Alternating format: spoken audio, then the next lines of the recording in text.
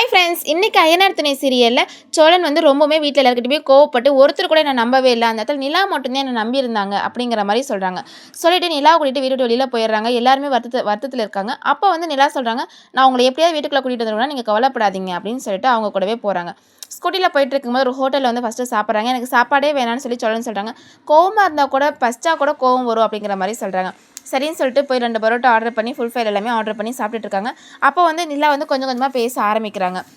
நீங்கள் மட்டும் எப்படி என்னை நம்பினீங்கிற மாதிரி சோழன் வந்து கேட்குறாங்க.